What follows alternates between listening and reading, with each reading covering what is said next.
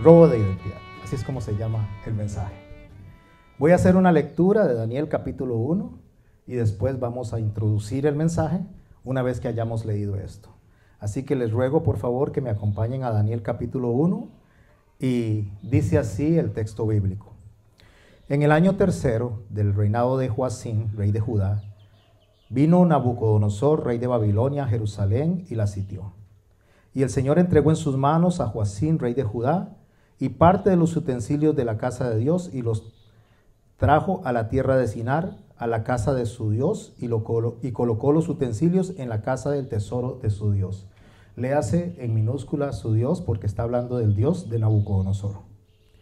Y dijo el rey a Aspenaz, jefe de los eunucos, que trajese a los hijos de Israel, del linaje real, de los príncipes, muchachos, en quienes no hubiese tacha alguna, de buen parecer, enseñados en toda sabiduría, sabios en ciencia y buen entendimiento, e idóneos para estar en el palacio del rey, y que se les enseñase las letras y las lenguas de los caldeos.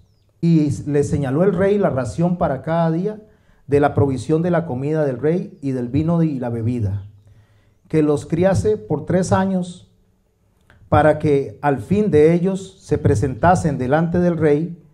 Entre estos estaban Daniel, Ananías, Misael y Azarías, de los hijos de Judá.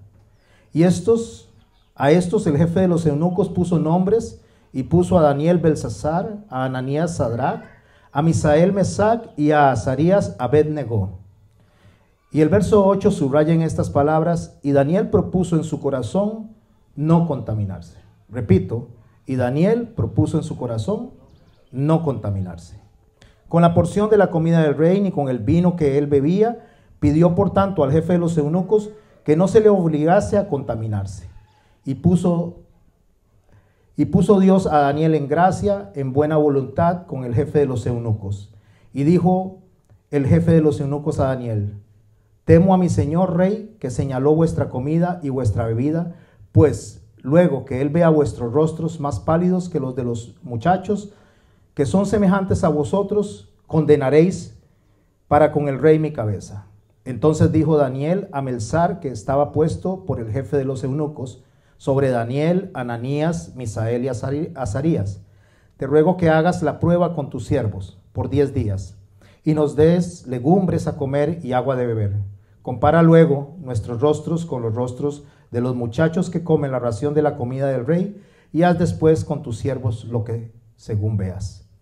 Consintió pues con ellos, y en esto probó con ellos 10 días.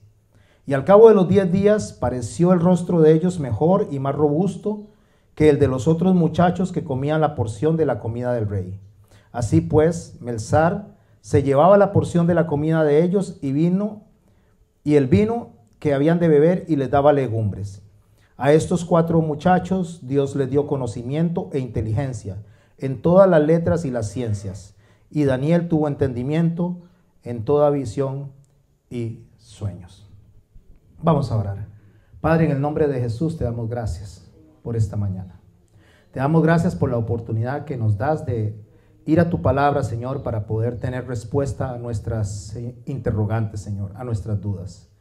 Sabemos que no hay nada, absolutamente nada que se salga de tu palabra. Todo está cubierto por todos los tiempos, Señor, desde antes, ahora y después. Hay respuesta, Señor, en tus palabras. Y como lo dijiste, la ciencia y todo podrá pasar, pero tus palabras no pasan, Señor. Son las que nos traen consuelo. Son las que Pedro reconoció al saber que solo en ti podemos encontrar, Señor, respuesta, Señor. ¿A quién iremos sino a ti?, dijo el apóstol.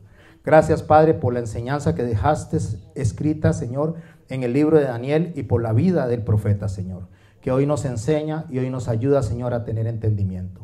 Guía mi mente, Señor, mi corazón, para poder dar el mensaje tal y cual lo pusiste, Señor, en la Biblia, Señor, tal y cual lo pusiste en el momento, Señor, en que lo dirigiste para dar consuelo y paz, Señor.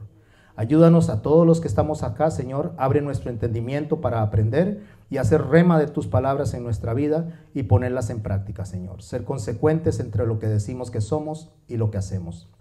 En tu nombre, oh Jesús, disponemos nuestros corazones, nuestros pensamientos, Señor, y te entregamos, Señor, nuestra voluntad como así debe ser. En tu nombre santo. Amén. Hay diferentes sermones, diferentes clases de sermones. Están los sermones doctrinales, que tienen que ver con asuntos teológicos, donde se enseña básicamente doctrina, enseñanzas de las cuales nosotros extraemos las raíces bíblicas. Están los sermones narrativos, son aquellos sermones que no necesariamente nos vamos a leer el texto, sino que se hacen de manera narrada, o sea, se explican. Para eso se requiere bastante estudio bíblico, porque hay que conocer no solo la Biblia, sino el trasfondo histórico, político, social y religioso, y poder presentar un sermón narrativo. Después está el sermón, lo que se conoce como el sermón expositivo, que es agarrar y leer y palabra por palabra irla exponiendo. Es el mejor, porque ese sermón no permite que nadie se desvíe del mensaje a la hora de venir y hacer una lectura fiel y una exposición palabra por palabra y versículo por versículo. Y también existen los sermones ocasionales, aquellos sermones para un matrimonio. Son sermones que usted no va a venir y le va a decir a una persona que le invitó a predicar para un cumpleaños o le invitó a predicar para una boda, y no le va a salir ahí hablándole del infierno. Eso le arruinaría la boda a cualquiera, ¿verdad? Entonces debemos de saber en qué tiempo y en qué momento debemos de dar un sermón. ¿Por qué? Porque hay personas que de verdad se confunden, y tal vez en un momento de duelo, donde una persona es invitada para dar un sermón alrededor de un funeral, entonces viene y agarra y garrotea a las personas que están ahí, tras de que ya están dolidas, las hace sentirse peor. No, nosotros tenemos que tener sabiduría, y el espíritu del profeta está sujeto al profeta. Porque cuando la gente dice, es que el Espíritu Santo me está guiando por acá, el Espíritu Santo siempre va a guiar para traer consuelo a las personas. Eso es lo que Dios hace a través de su palabra. De hecho, el libro del Apocalipsis fue escrito para una iglesia perseguida, una iglesia asesinada, que estaba siendo quemada, echada a los leones, decapitada. Y en los tiempos finales de Juan, después del año 96, escribe un libro para que la gente, a través de la inspiración del Espíritu Santo, encuentre consuelo en ese libro. No para dar miedo, sino al contrario, para encontrar consuelo. Es un libro hermosísimo, exquisito. Es un libro que trae paz, que trae fe, un libro que nos pone a nosotros en perspectiva, y le ayudó a ellos y nos ayuda a nosotros a sostenernos. De la misma manera, Daniel escribe un libro profético, pero no para los últimos tiempos, sino para los tiempos de él, y le es mandado por el Señor que cierre el libro y no escriba todo ni detalle todo, porque los tiempos finales van a ser revelados de otra manera, y es a través del Apocalipsis. Pero hoy quiero presentar a dos profetas, o quiero presentar básicamente el entorno histórico de dos profetas. Estamos hablando de Juan y estamos hablando de Daniel. ¿Por qué deseo traer eso? Pero como un sermón, ¿bajo qué categoría? Como un sermón que nos traiga a nosotros aplicaciones de vida diarias, prácticas. Porque creo que eso es lo que estamos necesitando hoy en día la mayoría de las personas en la iglesia. Aplicaciones prácticas que nos traigan respuestas prácticas a lo que nos está aconteciendo. ¿Por qué digo eso? Recuerde que el texto es, o mejor dicho, el mensaje es robo de identidad. Porque justamente eso es lo que se está queriendo robar a la iglesia en la actualidad, la identidad. La identidad para la cual fuimos creados. Nosotros fuimos hechos para la alabanza de la gloria, de la gracia del Señor. O sea, fuimos creados para adorar a Dios. Ese es el propósito para el cual fuimos hechos. No es otro propósito. Algunas personas piensan que el propósito para el cual fuimos hechos fue tal vez para tener una vida feliz, pero hay personas que no son felices o dichosa, como decía nuestra hermana en la exposición ayer, no estaban ustedes presentes, pero hablaba de la diferencia entre el gozo y la felicidad. Usted puede no estar feliz, pero tener gozo. ¿Por qué? Porque el gozo es una cosa y la felicidad es otra. La felicidad tiene que ver con emociones. El gozo tiene que ver con convicciones. Una cosa es lo que yo siento y otra cosa es lo que Dios ve en mí a futuro.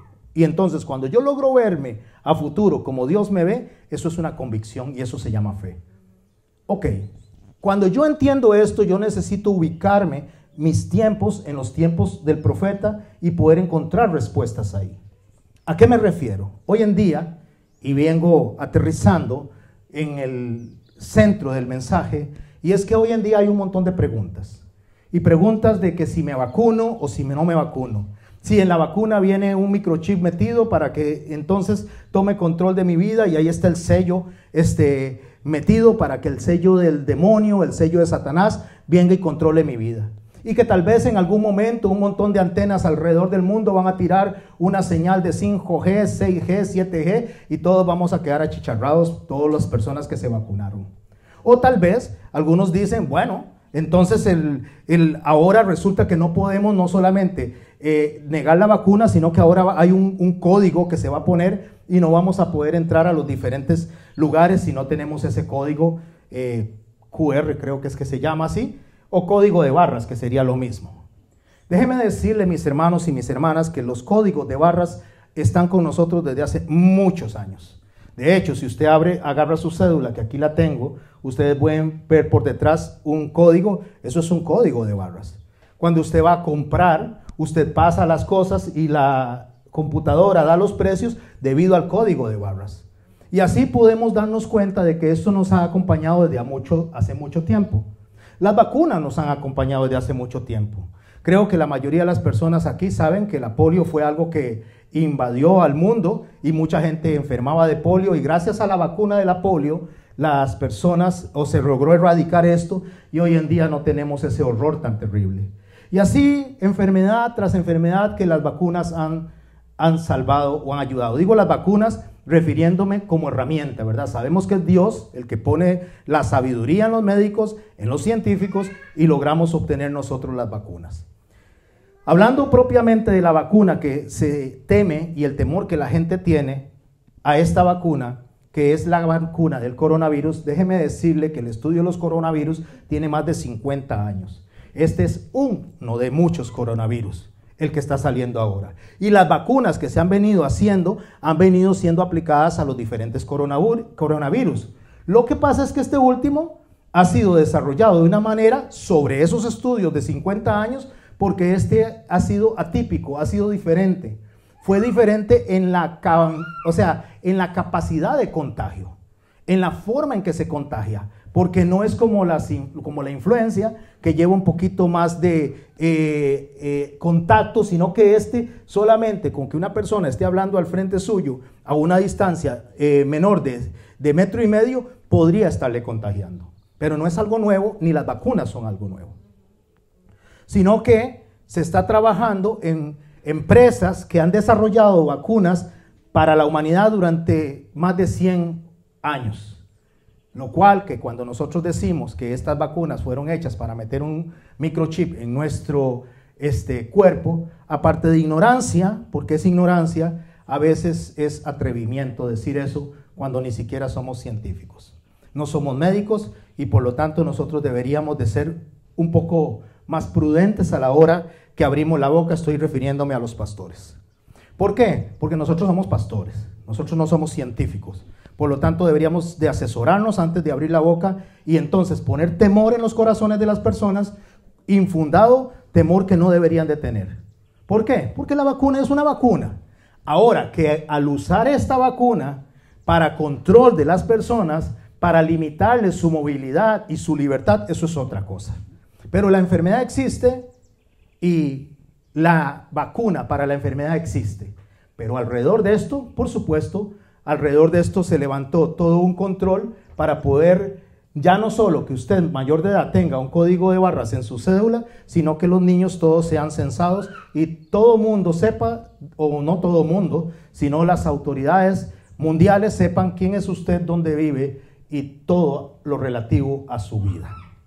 Ok, dicho esto, para poder entender o para poderme explicar acerca del propósito de este mensaje, que es un mensaje práctico que tiene que ver con la vida cotidiana, voy a hablar un poquito de Apocalipsis, de Juan, y después voy a hablar del texto que leímos de Daniel.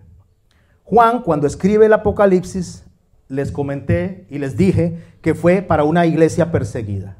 Esta iglesia fue perseguida entre el primer siglo, y Juan escribe esto estando en cautiverio, estando preso en la isla de Patmos. Escribe para darle a esta iglesia consuelo al final de la vida de Domiciano.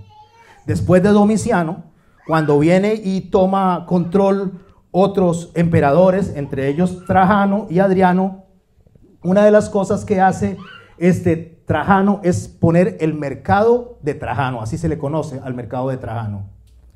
¿Por qué? Porque lo que ellos hacían eran ponerse los emperadores como Dios a los pueblos que habían sido conquistados, cada uno de estos pueblos. Ellos decían que eran dioses y que tenían que ser adorados como tal. A esto el Apocalipsis y el libro de Daniel les llama bestias. ¿Por qué les llama bestias? No porque tengan 4 cabezas, ni sean monstruos que salen de la tierra, sino por el poder y la capacidad que tenían tanto de control como dominio y esclavitud. Cuando Trajano estaba en el gobierno, Trajano lo que hace es que a los esclavos, a los que eran rebeldes, les manda a poner un sello. En el mercado de Trajano lo que hacía era que se exponían a las personas que habían sido cautivas en alguna de las guerras, habían sido traídos y se vendían. Entonces se separaban las personas dependiendo de su capacidad y sus conocimientos, se clasificaban. Se vendían las personas porque eran muy inteligentes en finanzas, entonces se les ponía a ellos la información al frente y alguien compraba a esas personas y los ponía en finanzas. Como en el caso de los tiempos de Daniel, se trajo a los 10 mejores muchachos de la tribu de Judá. ¿Para qué? Para poder gobernar a Judá a través de su misma gente. Era algo que hacían los conquistadores. Tomaban al pueblo, sacaban a los mejores, los preparaban dentro de su forma de pensar y los volvían a poner al frente para tener al pueblo tranquilo.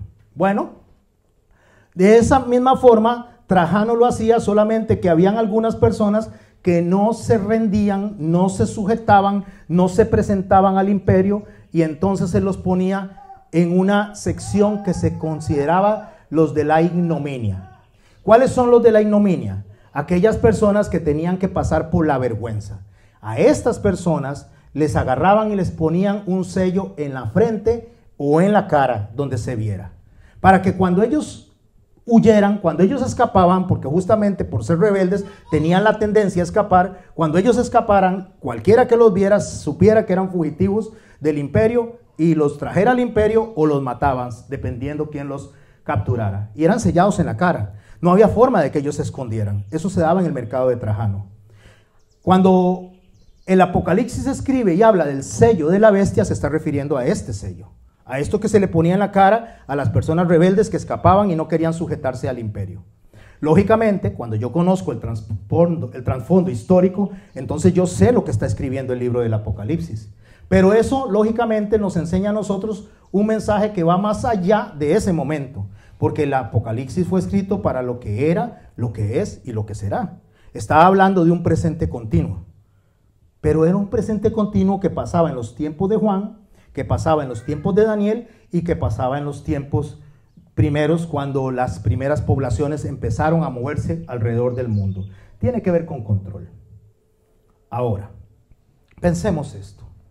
Cuando la gente habla de que lo que está sucediendo ahora, y de ahí es el mensaje, porque es una respuesta a nosotros los creyentes, de parte de los pastores, que debe darle para que la gente se sienta tranquila, para que la gente se sienta en paz, para que la gente tenga esperanza en medio de la convulsión, como se dio en los tiempos de Daniel en Babilonia, como se dio en los tiempos de los romanos y como se está dando en nuestros tiempos. Para eso está escrita la Biblia. La Biblia no está escrita para darnos miedo, está escrita para darnos tranquilidad, para darnos paz, para entender que Dios tiene el control siempre y que nunca ha perdido el control.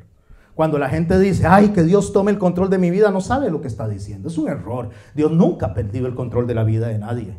Cuando el Señor dice, cuando se le dice al Señor, toma el control, tengo el control. No, si usted puede o no puede hacer algo que cree que está teniendo el control, es porque Dios lo está permitiendo. Pero en el momento que Dios quiera, lo toma, porque Él es Dios, Él es soberano. Absolutamente nada ni nadie le puede quitar el control a alguien que tiene la potestad sobre los cielos, tierra y debajo de la tierra. A alguien que tiene el control de lo más mínimo hasta lo máximo. A alguien que tiene el control de sí mismo, porque Él mismo entrega la vida y la vuelve a tomar. A alguien que decide absolutamente todo y sobre todos. ¿Me estoy explicando? Entonces, ¿quién le puede quitar a Dios el control?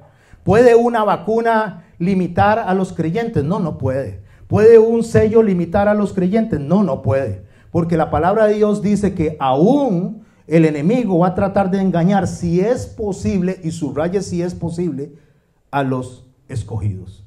Si es posible es porque puede tratar, pero no lo va a lograr. ¿Y por qué no lo va a lograr? Porque Daniel se propuso en su corazón no contaminarse. Y de ahí mismo nosotros tenemos que proponernos en el corazón no contaminarnos. Bueno, dicho esto del tiempo del Apocalipsis, nos damos cuenta de que lo que habla como el sello de la bestia no tiene que ver absolutamente nada con microchips, sino que era algo que estaba sucediendo en ese momento. Claro, la desinformación, la falta de escudriñar no solo la escritura, sino la historia, el receptor o los receptores del mensaje y los que enviaron el mensaje, hace a las personas decir cosas que son no solamente erróneas, sino insensatas. Y digo insensatas porque se le está poniendo en el corazón de las personas algo que les trae temor y entonces no se vacunan, no hacen ciertas diligencias que tienen que hacer y ponen en riesgo a su familia. Ponen en riesgo a su familia por religiosidad y por desconocimiento. Mis hermanos, una vez que yo acabo de explicar esto, ahora deseo viajar un poquito hacia el pasado, hacia Daniel, hacia el libro que leímos. Dice el texto que esto se dio en el reinado de Joacim, rey de Judá, que vino Nabucodonosor, rey de Babilonia, a Jerusalén y la sitió. ¿Qué es sitiar una ciudad? ¿O cómo se sitiaban las ciudades? Las ciudades se sitiaban de una manera que para no perder soldados en la guerra, el gobierno o el imperio más poderoso ponía alrededor, ya sea muros o soldados, o se levantaban algunas formas de que nadie entrara ni nadie saliera hasta que no se rindiera el que estaba siendo acosado. ¿Qué significa eso? Que no entraba comida ni salía personas. No entraba ni salía absolutamente nadie. Esto creaba o hacía un escenario de hambruna y las personas se terminaban rindiendo por eso. Sitiar es lo que hace un sistema de control. Sitiar es lo que hace justamente algo cuando se pone en un código en el cual usted no puede comprar o no puede vender. Eso es sitiar. Pero eso no afecta al corazón. Eso afecta a la movilidad. Eso afecta de que si usted va o no va, llega o no llega a un lugar dependiendo de lo que le permita el imperio que está en control. A ver si me estoy explicando. Usted puede saber vivir en Babilonia, pero sin deshonrar a Dios. Y por eso es que hay que proponerse en el corazón no contaminarse. ¿Qué significa eso? Lo que significa es que Daniel gobernó o fue sátrapa o gobernador o embajador, llámele como le quiera llamar, pero fue una persona muy importante, un príncipe de 4 imperios, de 4 reyes en Mesopotamia, empezando por Babilonia. Este rey de Joacim, este rey de Judá, por la cual fue capturado fue porque tenía que pagarle impuestos a Babilonia, mandarle impuestos a Nabucodonosor. ¿Y qué es lo que hizo él? Un día dijo, no le voy a pagar impuestos más. Le dejo de pagar impuestos. Y Nabucodonosor, en represalia, viene y captura y se lleva prisioneros a un gran grupo de personas, dentro de los cuales estaba Daniel. Después, como él seguía insistiendo y seguía haciendo cosas incorrectas delante del gobierno o delante del imperio, entonces Nabucodonosor decide destruir el templo. Es la predicación que tiene justamente Ezequiel y la predicación que tiene Jeremías cuando está hablando de que ellos van a ser llevados en cautiverio y el Señor le dice, tengo pensamientos de bien para ustedes y no de mal, refiriéndose a que en el cautiverio sus corazones se iban a volver a Dios de manera genuina y no de manera hipócrita. Este rey Joacim lo que hace es que provoca al rebelarse contra el reinado, al rebelarse contra el imperio, lo que provoca es que el rey Nabucodonosor destruya absolutamente todo lo que correspondía a Israel, tierra, templo e identidad. ¿Y por qué les digo tierra, templo e identidad? Porque una vez que él invade y se lleva a estos 10 muchachos, que eran lo mejor de la tribu de Judá, lo mejor de lo mejor en todas las áreas, él viene y les empieza a robar su identidad. Robo de identidad, la mayoría de las personas piensan que alguien viene y va a suplantar su cara, su información en Facebook y va a abrir otro perfil totalmente diferente. En este robo de identidad que yo me estoy refiriendo, o que el Señor puso en mi corazón, se refiere a las personas que quieren que aquellas personas de manera forzada piensen como ellos y acepten como ellos. Entonces, llevándolos a la limitación, a un sitio como el que acabo de explicar, ya sea un país o a un sitio incluso de la familia, a un sitio del corazón de una persona, a un sitio donde la persona se vea obligada a aceptar aquella forma de pensar, lo reciba y solamente por poder sobrevivir. ¿Me estoy explicando? Eso pasa no solamente a nivel imperial, ni pasa solamente a nivel familiar. Eso pasa en las relaciones de pareja también. Cuando una persona viene y trata de controlar a la otra persona a través de algo que se conoce como la manipulación. La manipulación de las emociones, la manipulación de los sentimientos, tratando que aquella persona diga, piense, hable y haga como yo digo. Y si no, entonces la sitio. La sitio a través de muchas formas. De la misma manera que también lo hace justamente una persona cuando está en un gobierno y dice, ahora este pueblo, estas personas tienen que pensar como yo, entonces viene la manipulación, viene la estrategia. Pero no significa que la estrategia que él está usando, el hecho de que nosotros quedemos sujetos, sometidos a esa estrategia, nos manda al infierno, ni estamos deshonrando a Dios. ¿Por qué deseo presentar este mensaje de la manera que lo estoy presentando? Porque Daniel fue sujeto, fue sometido, fue empujado, fue llevado hasta el grado, al punto que se le cambió el nombre. De Daniel se le cambió a Belsasar, un nombre de un dios babilonio, o sea, un nombre de un demonio babilonio. Y él siguió llamándose ¿cómo? Belsasar, pero él se propuso en su corazón no contaminarse. Se le cambió la ropa, se le cambiaron las vestiduras, ya no lucía como un hombre de la tribu de Judá, sino como un babilonio. Pero cambió a Daniel. No, él propuso en su corazón no contaminarse. ¿Qué más se le hizo a Daniel? Se le enseñó el caldeo para que hablara en idioma caldeo y no en idioma hebreo. Ya no hablaba en su idioma, tuvo que hablar en otro idioma y hasta se le hizo un examen porque tenía que pasar y hablarlo perfectamente. Si no, lo hubieran matado. Y él pasó el examen y habló perfectamente el caldeo. ¿Por qué? Porque propuso en su corazón no contaminarse. A eso le sumamos también, entre otras cosas, que se les empezó a dictar ciertas instrucciones de conducta. Y Daniel, ¿qué fue lo que hizo? Obedeció, como la palabra de Dios nos dice a través de nuestro hermano Pablo en el libro de Romanos: sométase toda persona a toda autoridad superior, porque por Dios ha sido establecida. Y quien se resiste a lo establecido por Dios, a Dios mismo se resiste. O sea, ¿qué hizo Daniel? Se sujetó a las autoridades. De hecho, una de las profecías que hace Jeremías en el capítulo 29 de su libro, si usted gusta y lo lee, libro que rompió justamente Joacim, porque dice: esto no lo acepto, ¿cómo es que vamos a ir prisioneros? ¿Cómo es que va a pasar? Esto no lo acepto, esto no es profecía de Dios. Entonces Dios le dice a Jeremías: vuelva a escribir las palabras que yo te di, y vino y envió a Joacim en cautiverio. ¿Por qué lo envió en cautiverio? Porque no estaba aceptando la palabra de Dios. Y ya Dios les había instruido. ¿Sabe cuál fue la instrucción que Dios les dio? Les dijo: tengo pensamientos de bien y no de mal para ustedes. ¿Cuál era el pensamiento? 70 años de cautiverio. Pero en esos 70 años de cautiverio, aquí van mis pensamientos de bien.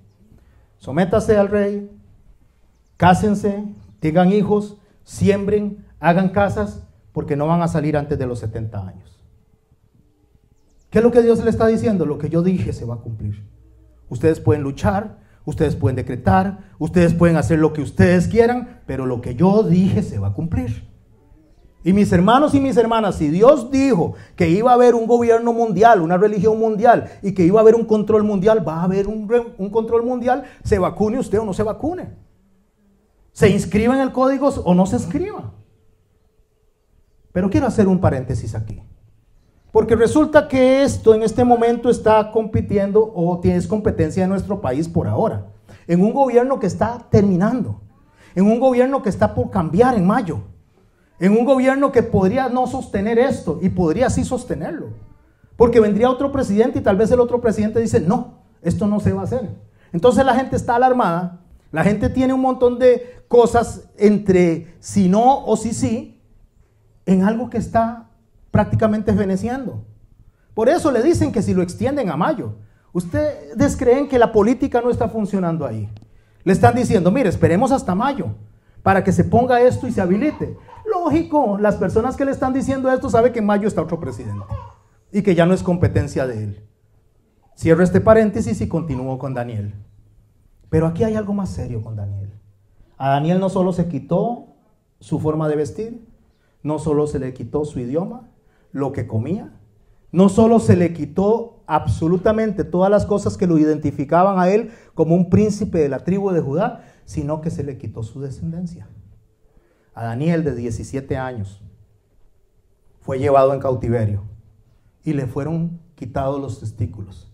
¿Y por qué sabemos que le fueron quitados los testículos y hecho eunuco? Porque él estaba en la casa donde gobernaba el príncipe para los eunucos. Por lo tanto, él era un eunuco más de ese lugar.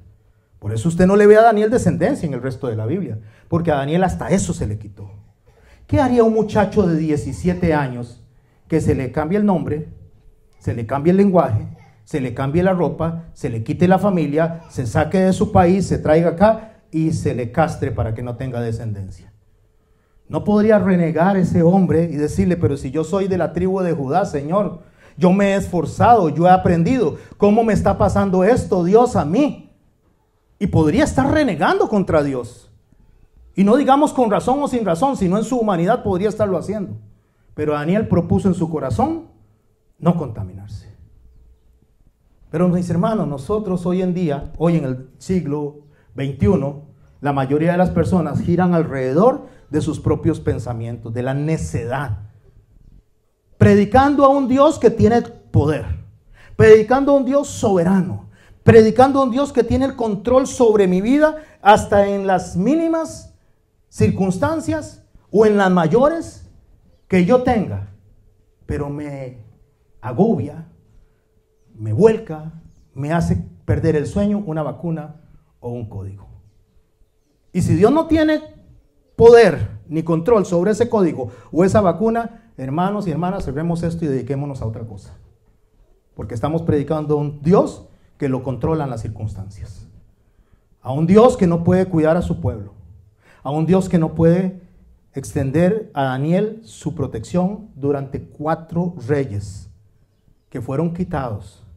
Porque cuando Nabucodonosor vino, mi hermano y mi hermana, él había conquistado el gobierno de Egipto. El imperio de Egipto, uno de los más grandes, poderosos, increíbles, que arrasaba absolutamente todo. Y el gobierno de Lidia, eso estaba en las manos de Nabucodonosor. Pero vino Nabucodonosor, llevó a estos jóvenes y puso justamente a Daniel como uno de sus príncipes. Sirvió a Nabucodonosor, le cambiaron la ropa, le cambiaron absolutamente todo, incluso le hicieron eunuco, pero él propuso en su corazón no contaminarse. Nabucodonosor se retira, pasa por una experiencia con Dios. Él viene y no recuerda que Dios fue puesto ahí por la boca de lo que Daniel le había dicho, sino que él viene y en su orgullo, su altivez dice, todo esto que tengo es mío, todo esto que yo tengo es gracias a mí, y en ese momento quedó como una bestia por 7 años. Se recupera, se levanta y reconoce y dice, ¿quién le puede enseñar a Dios? ¿Quién puede hacer y darle instrucciones a Dios? Absolutamente nadie, porque todos somos como nada delante de Dios. Después viene Nabucodonosor, se retira, se autoexilia y deja a su nieto. Deja a su nieto al frente, y este nieto, que usted lo va a encontrar en el capítulo 5 del libro de Daniel, si lo quiere leer en su casa, no lo voy a leer, solamente voy a hablarle de este hombre. Este hombre olvida lo que Nabucodonosor había hecho y cómo Dios le había castigado. Este hombre, Belsasar, lo que hace es traer los utensilios, hacerlos y compartirlos delante de todo el imperio, utilizando las cosas que eran sagradas para Dios y que Nabucodonosor había resguardado por respeto a lo que Dios es. ¿Y por qué Nabucodonosor respetó a Dios? Porque Dios lo puso como una bestia. Porque Dios lo puso a comer pasto durante 7 años. Entonces Daniel le dice a este hombre al cual está sirviendo, le dice y le acuerda lo que Dios había hecho con Nabucodonosor. Pero ya Nabucodonosor no está. ¿Y quién está ahí todavía? Daniel. Daniel todavía está en Babilonia, Daniel está con Belsasar. Entonces Belsasar viene, hay una escritura en la pared donde dice: Mené, Mené, Tekel, Uparsin, tu reino ha sido pesado, ha sido hallado falto en la balanza y te será quitado. Y esa noche muere Belsasar. Y viene entonces en esa misma noche y se levanta el rey Ciro. Y el rey Ciro, donde ve a Daniel, lo nombra uno de sus príncipes, le pone una cadena, y Daniel continúa aún siendo príncipe durante el gobierno de Ciro y durante el gobierno de Darío. Y ya no están los reyes, pero ¿quién sigue ahí? Daniel. ¿Y por qué Daniel continúa ahí? Porque propuso en su corazón no contaminarse. Mis hermanos, no importa lo que pase alrededor nuestro, no importa cuántos sitios nos quieran hacer, no importa cuántos imperios se quieran levantar, servimos a un Dios todopoderoso, que es el Rey de la tierra, el Rey de los cielos y el Rey absolutamente de todo el universo. Y lo que pasa en el universo es porque Él lo permite. Y si Él lo permite y está permitiendo que algunos sistemas de control se den, no nos van a cambiar la identidad, aunque nos quieran robar la identidad. Podría ser que nos tenemos que vacunar. Podría ser que tengamos que usar un código QR para que vaya usted a comprar, si eso se llega a materializar. Porque hasta el día de hoy, desde que el Señor se fue, hay más de 230 fechas establecidas por personas de mucho renombre en cuanto a la Biblia, que han establecido la venida del Señor y el levantamiento del anticristo. Y han fallado. Más de 200 y resto de fechas, y hasta la fecha han fallado, iniciando en el año 50, donde la gente empezó a vender todo porque estaban esperando al Señor. ¿Y qué fue lo que dijo Pablo? Vaya, trabajen. Y los mandó a trabajar, porque nadie sabe la hora ni el día. Podemos incidir por lo que el Señor nos está enseñando a través de la profecía, pero no lo sabemos porque estas fechas han fallado. Así que no sabemos si esta realmente es el día o el momento. Podría ser que dentro de 10 años el Señor esté viniendo, o mañana o pasado, o podría ser que dentro de 50 o 100 años alguien esté diciendo: mira, aquella gente se equivocó. Porque nosotros lo que tenemos que asegurarnos es de estar en la ubicación correcta en nuestro tiempo y espacio. ¿Y cuál es nuestra ubicación correcta? Es saber para qué fuimos hechos. Fuimos hechos para la alabanza de la gloria de su gracia. Y no importa si es en el año 50. No importa si es en los tiempos de Domiciano, no importa si es en los tiempos de Trajano, no importa si es en los tiempos de Adriano, no importa si es en el siglo III, cuando Constantino vino y tomó el control de la iglesia y se sincretizó con ella. No importa si es en el siglo XV, cuando se levantaron los reformistas. No importa si es en el siglo XVIII, XIX, cuando la iglesia evangélica tomó auge y apogeo. No importa si es en estos tiempos en los cuales nosotros nos movemos alrededor de la tecnología. No importa en el tiempo que sea, usted y yo nos debemos de proponer en el corazón no contaminarnos. Y no contaminarnos no es donde usted trabaja, no es donde usted come, no es como usted viste. Es que no importa las circunstancias, su corazón va a agradar y adorar a Dios en todo tiempo. Porque eso, las circunstancias, no deberían robarnos la paz y ponernos a predicar más del diablo que de Cristo. Porque fuimos llamados para predicar a Cristo, no para predicar a Satanás. Hay gente más entretenida en saber qué compuestos tiene una vacuna que saber qué es lo que Dios quiere que hagamos. Hay gente más preocupada en cuántas formas y cuántos códigos QR se pueden presentar y cómo evitarlos, que en saber la santificación que tenemos que tener para que Dios nos encuentre como una iglesia sin mancha ni arruga, como obreros que no tengamos de qué avergonzarnos. Hay gente más preocupada en investigar cuántos anticristos han nacido durante la historia, que le puedo decir que son cientos de cientos, que en el Cristo Redentor que nació una vez y no tiene repetición, en el único, en el sabio Dios, en el Señor de señores. Hay gente más preocupada en ver si voy a comer mañana o pasado mañana, cuando la palabra de Dios me dice que Dios, antes de que pidamos las cosas, ya Él sabe lo que necesitamos y tiene la respuesta. Hay gente más preocupada en que si va a terminar la casa dentro de un año o dentro de 2 años, cuando el Señor dice a través de su palabra y le dijo a ese hombre insensato que estaba haciendo graneros que era insensato porque esa misma noche se iba a pedir el alma y no sabía a quién le iba a quedar eso, porque debería estar preocupado en agradar, adorar al Dios de gloria. Hay gente más preocupada en que si mi hijo va a tener un bachillerato, una universidad, o si va a salir adelante, y menos preocupados en si ese hijo puede o va a honrar a Dios en su vida. Hay gente más preocupada por ver a sus hijos como presidentes que como siervos de Cristo. Mi hermano y mi hermana, el robo de identidad no consiste en las circunstancias, consiste en cuando tu corazón es entregado voluntariamente a Satanás y dejas de adorar a Cristo por investigar cómo es Satanás. Nosotros, mis hermanos, no estamos para buscar el billete malo, estamos para reconocer el billete bueno. Nosotros no estamos para reconocer quién es el anticristo, estamos para saber quién es Jesús y lo que quiere de nosotros. Y nuestro Señor Jesucristo nos dio una tarea sencilla. A veces la gente está preocupada en saberse de memoria la Biblia desde el principio hasta el fin, lo cual sería maravilloso, pero no es posible. Pero ¿sabe qué tenemos que saber? Tenemos que saber 2 principios básicos: amar a Dios sobre todas las cosas y al prójimo como a ti mismo. Alrededor de eso gira todo.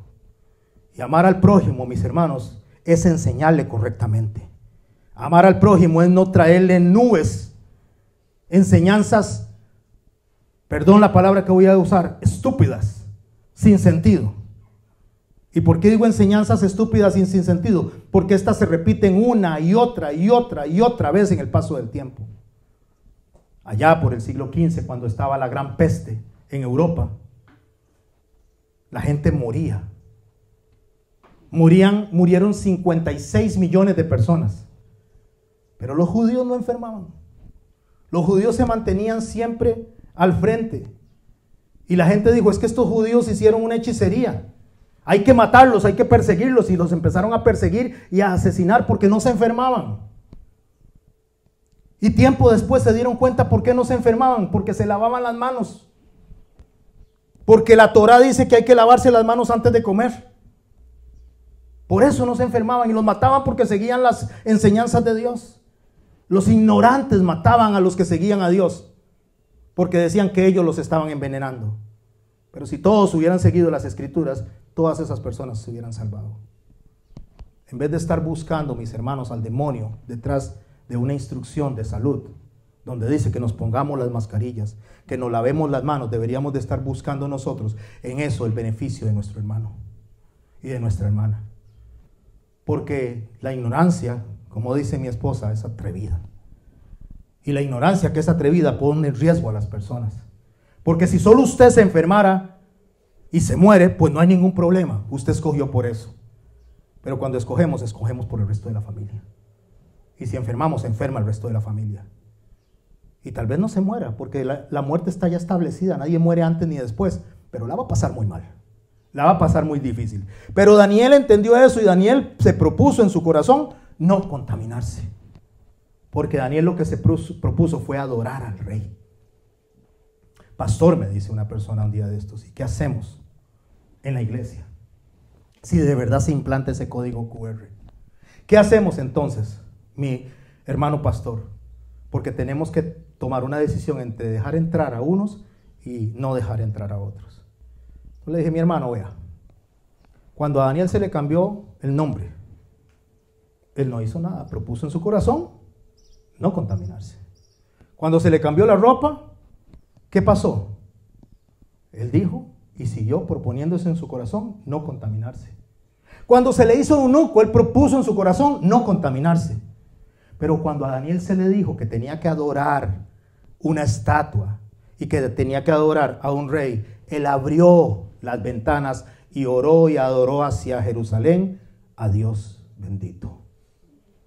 Porque cuando tenía que ver con su fe, cuando tenía que ver con su adoración, él dijo, esto no, de aquí no pasan, esta es la raya que voy a cruzar. Entonces, mi hermano y mi hermana, como pastor les digo, no tengan miedo de una vacuna, No tengan miedo de un código QR. No tengan miedo de ninguna de esas arbitrariedades que están tomando los gobernantes. Pero el día que alguien le diga a usted y a mí que aquí entra alguien o no entra alguien a adorar, dependiendo de un código o una vacuna, de ahí no pasan. Porque aquí adora y viene a adorar las personas con o sin vacuna. Aquí vienen a adorar al Señor con o sin código. Y si por eso nos cierran y nos meten presos, pues que nos cierren y nos metan presos. Vamos a obedecer. Vamos a proponernos en el corazón, pero no nos van a decir cómo, cuándo y a quién adorar. Porque solo uno es digno de toda alabanza. Porque solo uno está sentado en el trono. Porque solo uno merece la gloria. Porque solo uno es el Rey de gloria. Y nadie nos va a decir a nosotros cuándo, cómo y cómo adorarlo. Nadie. Así que, mis hermanos, el mensaje de hoy es alrededor de esto. Es un mensaje práctico. Es un mensaje de ocasión. Es un mensaje que le dice a usted y a los que me estén escuchando, no tenga miedo. Si hasta el día de hoy la iglesia no ha caído es porque Dios la sostiene. Y el día que la iglesia esté por caer, Él se la lleva. Porque Él lo dijo, no los escogí para que pasen por la ira. Los escogí para la alabanza de la gloria de su gracia. Para que adoremos al que está sentado en el trono. Y cuando al final llegaron estas personas, en las cuales está usted y yo, estamos incluidos, llegamos a los tiempos finales, Juan los ve de esta manera. Veo millones de personas adorando delante de Dios. Y cuando todo este escenario se ve, dice el texto, que los 24 ancianos que tenían sus coronas, que es una figura de pensamientos, pensar como Dios y no como el mundo, agarraron sus coronas y las arrojaron delante del que es digno para siempre. Porque nosotros no somos dignos. Él nos hace dignos. Y somos dignos por su revestimiento, porque Él es el que viene y pone sobre nosotros la sangre. Y cuando Él pone la sangre sobre nosotros, ¿quién nos puede apartar del amor de Dios? Nadie, nada. Supongamos, solo imaginemos, que no solo es que nos van a prohibir entrar a los supermercados. Y digamos, supongamos, cosa que es un asunto de todo el mundo, porque se lo están pidiendo a creyentes y no creyentes. A los que aman a Dios y a los que no aman a Dios, porque es un asunto de control mundial. Pero supongamos que ya no solo es con ellos, sino es solo con nosotros. Y solo a nosotros nos dicen, si ustedes no tienen esto, no comen. Ustedes, los cristianos. No el mundo, ustedes los cristianos. Y si ustedes no tienen eso, los vamos a decapitar. Así que ustedes tienen que sellarse con el sello de la ignominia. O atienden al imperio o se mueren. Entonces hagamos las de Daniel. Él propuso en su corazón que, mis hermanos, no contaminarse. Y no se contaminó, porque cuando ya fue con él, fue con su fe y fue con la adoración a Dios, él prefirió estar en el foso de los leones. Pero Dios vino y le cerró las fauces a los leones. Y estos leones que habían sido puestos para comerse a Daniel, se comieron a sus perseguidores. Porque nada ni nadie puede tocar a un hijo de Dios cuando está en su mano y en su regazo. Puede tocar su cuerpo, puede tocar su idioma, puede tocar su forma de vestir, pero el corazón sellado por el Espíritu Santo, nada ni nadie lo puede robar. Esa identidad no se roba, porque esa identidad es del Rey de Reyes y Señor de Señores. Ya no nos llamamos como el apellido que nos dio el mundo, nos llamamos siervos de Jesucristo. Y a partir de ese momento, mis hermanos, nadie nos arrebatará de su mano. Y eso fue lo que le dijo a la iglesia Apocalipsis. Eso es lo que Daniel sabía. Y si usted y yo lo sabemos y los que me escuchan lo saben, mis amados y hermosos hermanos, les voy a preguntar, ¿cuál es el miedo? No temáis lo que has de padecer, le dijo el Señor a la iglesia. No temáis lo que has de padecer. ¿Tenemos que padecer? Sí, pero no tema, porque yo lo voy a tener en mi regazo. yo los voy a tener en mi mano. Y el que vivió, murió y resucitó, que tiene todo el poder, es el que va al frente de nosotros. Salmo 24. Por favor, acompáñenme y cerramos con esto. Salmo capítulo 24.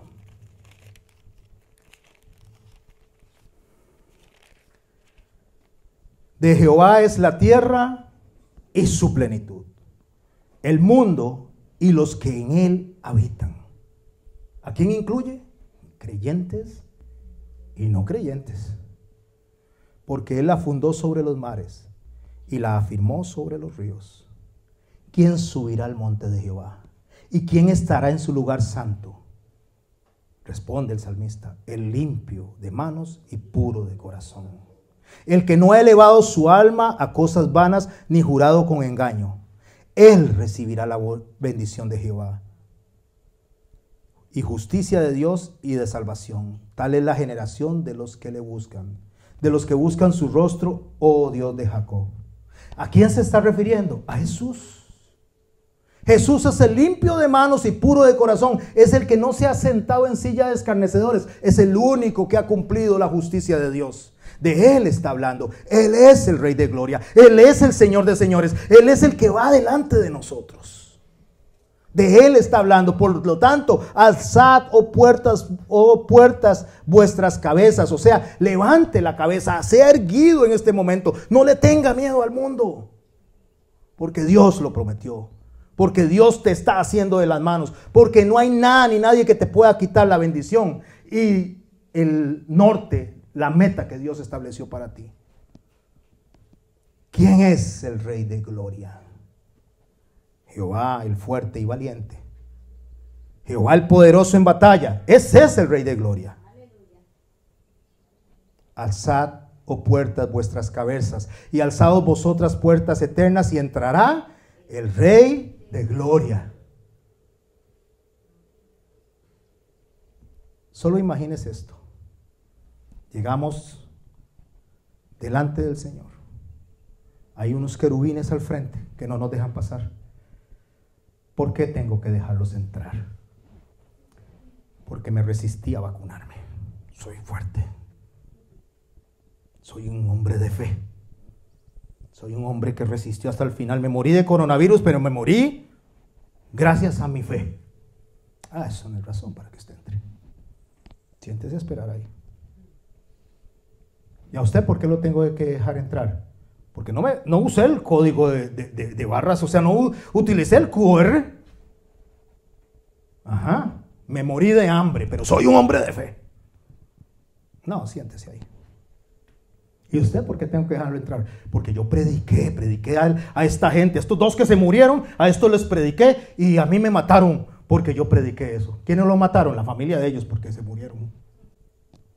No, mis hermanos, nosotros tenemos que ser sensatos en lo que hacemos. Porque cuando nos pregunten por qué ustedes pueden entrar aquí, nosotros no tenemos absolutamente ningún mérito para entrar. El único mérito que tenemos nosotros es si el Rey de Gloria está al frente de nosotros.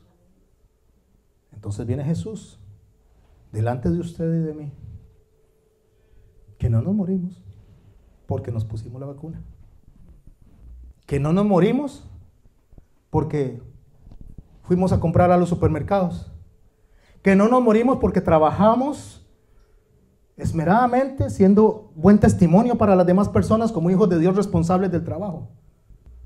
Pero el Señor vino y nos llevó, nos sacó antes de que viniera el enemigo y controlara totalmente el mundo en todas las áreas, y nos puso ahí en el camino, nos puso ahí al frente. ¿Y ustedes por qué pueden entrar? Porque confiamos en el Señor, confiamos que no era el código, que no era la vacuna, confiamos en la palabra, oramos mucho, nos esforzamos, ayunamos. No, tampoco tienen mérito ustedes. Pero ¿cómo? Aquellos no entran y nosotros tampoco. No, es que ustedes tampoco tienen mérito para entrar, aunque hayan hecho eso. Y en eso aparece el Señor y le dicen: ¿y tú quién eres? Y Él dice, y se voltea a nosotros y nos dice: alcen las cabezas delante de las puertas. alcen vuestras cabezas, porque está por entrar el Rey de Gloria. ¿Y quién eres tú entonces? Yo soy Jesús, el que el Padre ama, al cual le dijo el Señor: este es mi Hijo amado, en el cual me complazco, a él oíd. Y la palabra dice, entonces, ¿quién es este Rey de Gloria? Verso 10. La respuesta de Jehová de los ejércitos: Él es el Rey de Gloria. Y entonces le dicen: sí, Señor, tú sí tienes mérito. Esta es tu casa, este es tu reino y te pertenecemos. Y ellos entran conmigo, porque yo me entregué por ellos. Padre, en el nombre de Cristo te damos gracias, Señor. Te damos gracias por este día, por esta mañana. Te damos gracias por tu palabra, Jesús. Te damos gracias por entregarte por nosotros, Señor. Bien lo dijiste, oh Señor Dios Todopoderoso, que nos alegráramos de que nuestros nombres estuvieran inscritos en el libro de la vida. Gracias, Señor, gracias. Ayúdanos a quitar ese montón de nubes que están en nuestra mente y a entender que tú tienes el control, Señor. Que tú eres el Rey y eres el único Señor por el cual toda rodilla se dobla y toda lengua confiesa que tú eres el Señor. Oh Señor, quítanos de estarle dando tributo al que no lo tiene, exaltando al que no tiene poder, porque tú eres el Señor, porque tú eres el que tienes poder. Oh Señor, ¿quién eres tú? ¿Quién es este Rey de Gloria? Jehová de los ejércitos es el Rey de Gloria. Alabado sea tu nombre, Señor, exaltado sea tu nombre. Ayúdanos, Señor, a cumplir con nuestra misión, porque fuimos hechos para ti, oh Dios, para la alabanza de la gloria de tu gracia.